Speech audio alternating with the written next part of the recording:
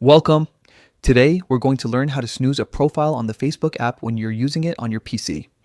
If you've ever wanted to take a short break from someone's post without unfollowing or unfriending them, this feature is exactly what you need. Let's get started step by step. First, open the Facebook app on your PC. Once you're on the homepage, you'll see your usual feed filled with posts from friends, pages, and groups. Now, find a post from the person you'd like to snooze. It could be anyone, maybe a friend who's posting a little more often than you'd like, or someone you just want to take a short break from seeing in your feed. There's no need to go to their profile directly. Any of their posts on your home feed will work perfectly. Next, look at the top right corner of that post. You'll see 3 small dots lined up vertically. Click on those 3 dots to open a small drop-down menu with several options. From that menu, click on the option that says snooze their name for 30 days.